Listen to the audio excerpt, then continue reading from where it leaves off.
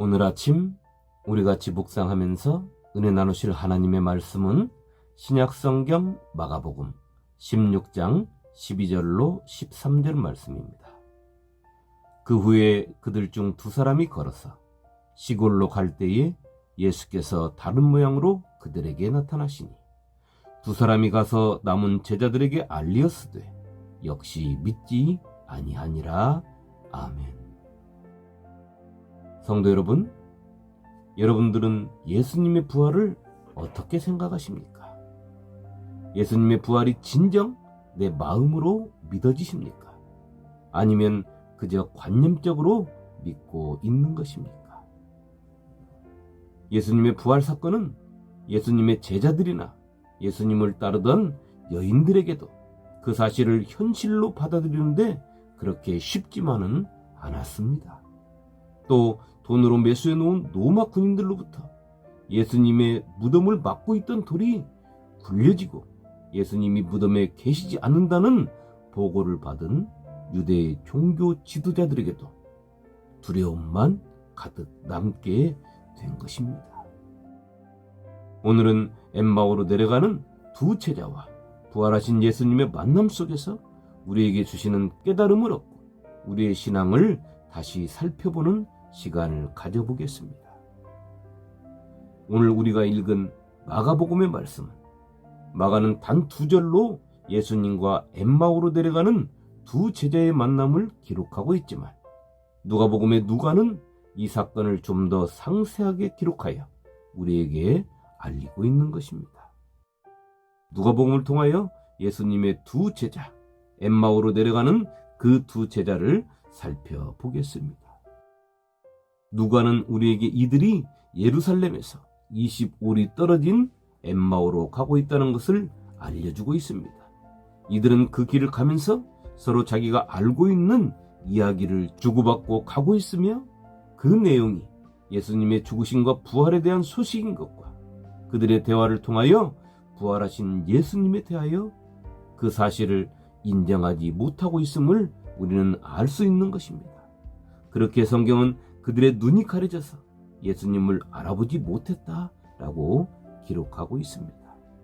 눈이 가려졌다는 것, 다시 말해 영적인 눈이 가려진 것은 그들의 마음속에 예수를 주님으로 믿는 믿음이 바닥나 있음을 인하여 외부로부터 임한 영적 맹인의 상태를 말해주고 있는 것입니다.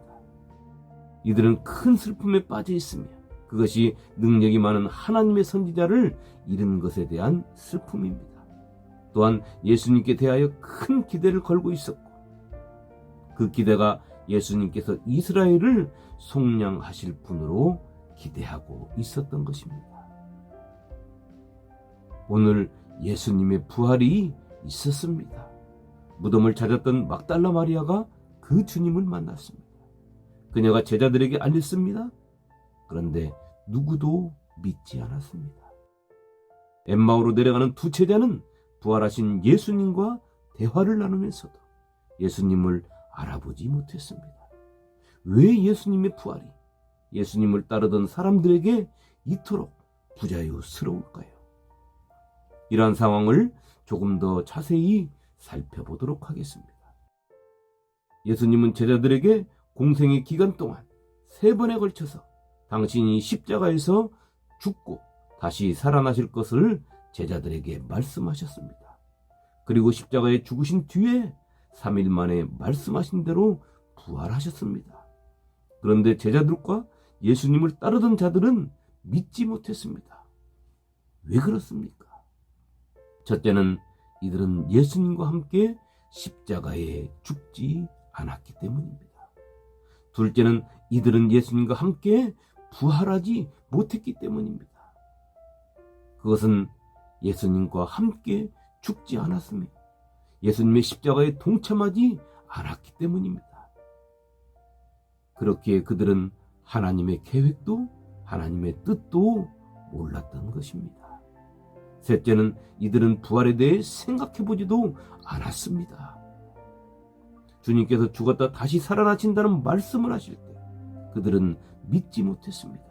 다만 예수님께서 죽어야 한다는 것이 두려웠을 뿐입니다. 이는 제자들을 가르치시며 또 인자가 사람들의 손에 넘겨져 죽임을 당하고 죽은 지 3일 만에 살아나리라는 것을 말씀하셨기 때문이더라. 그러나 제자들은 이 말씀을 깨닫지 못하고 묻기도 두려워하더라. 마가복음 9장 31절로 32절 말씀입니다. 그렇게 이들은 부활하신 예수님을 맞이할 준비를 못한 것입니다. 오늘 우리는 어떤 시대를 살고 있습니까? 지금 이들은 부활하신 예수님을 만나고 있지만 우리는 부활하시고 40일간을 이 땅에서 활동하시고 하늘에 승천하셔서 하나님 보좌 우편에 앉으신 예수님을 만나고 함께하고 있는 사람들입니다. 어떻습니까? 부활하신 예수님을 만난 제자들처럼 어리둥절하십니까? 도대체 이분이 누구신가 하고 얼떨떨합니까? 아니면 보좌 우편에 앉으신 예수님은 내 삶과는 너무도 동떨어진 분이십니까? 예수님은 부활하셨습니다. 그 사실을 믿으십니까? 그렇다면 그 부활하신 주님을 어떻게 만날 수 있습니까? 저들은 마가의 다락방에서 기도로 성령을 받은 후에 그들은 새롭게 거듭나 부활하신 예수님을 만날 수 있었습니다. 그들의 믿음의 삶의 모든 현장에서 주님이 함께 해주셨습니다. 주님께서 그들에게 약속하신 것처럼 말입니다. 그 모습을 마가는 이렇게 말하고 있습니다. 제자들이 나가 두루 전파할세 주께서 함께 역사하사 따르는 표적으로 말씀을 확실히 증언하시니라. 마가복음 16장 20절 말씀입니다. 주님께서 주님의 말씀을 따라 복음을 증거할 때 같이 하셨다는 것은 그들의 모든 삶의 전반에서 같이 하신 것입니다.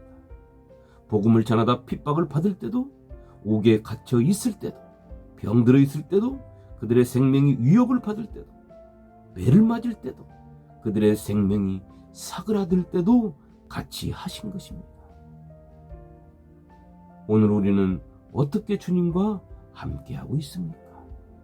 우리도 저들처럼 성령을 받고 주님께서 부탁하신 일을 하며 함께하고 있습니까? 내 삶의 전반에서 주님의 숨소리를 느끼며 살고 있습니까? 진정 주님과 떼려야 뗄 수 없는 그런 친밀한 관계가 되어서 이 세상을 살고 있냐는 것입니다. 성도 여러분, 우리는 누구나 예수님이 십자가에 죽으셨음을 인정합니다. 우리는 누구나 예수님의 십자가의 죽으심이 우리를 죄에서 구원하시려고 죽으셨음을 다 인정합니다. 우리는 누구나 예수님의 부활하심을 통하여 사망 권세를 깨뜨리시고 영생의 길을 활짝 여셨음을 인정합니다. 우리는 누구나 예수님이 부활 승천하셔서 하나님 보좌 우편에 앉으사 하늘과 땅 아래의 모든 무릎을 당신 앞에 무릎 꿇게 하셨음을 인정합니다. 그러나 엄밀히 말해서 이 인정함이 우리의 입에서만 하고 있지는 않습니까? 진정 우리의 삶으로 인정하고 있습니까? 우리는 우리가 인정하는 만큼, 다시 말해 믿는 만큼 믿음의 삶을 사는 것입니다. 말씀을 듣고 깨달은 만큼 믿음의 삶을 살아가는 것입니다. 우리의 믿음이 입으로만 예수님을 인정하는 믿음이라면 예수님은 부활하셨는데 나는 아직 부활하지 못한 것입니다. 부활하지 못한 채 부활하신 예수님을 믿고 있다는 것입니다. 마치 엠마오로 가는 두 제자처럼 예수님의 부활의 소식을 듣고도 믿지 못하는 제자들처럼 말입니다. 내가 부활하지 못한 신앙으로 믿음 생활한다면 그것은 영적인 눈이 가려져 주님이 내 앞에 계셔도 주님이 나에게 말을 걸어오셔도 나는 그분이 누구인지를 알 수 없는 것입니다. 성도 여러분, 예수님은 부활하셨습니다. 이 사실을 믿으십니까? 그렇다면 마가의 다락방으로 들어가시기를 축원합니다. 그것은 오직 기도하는 장소였습니다.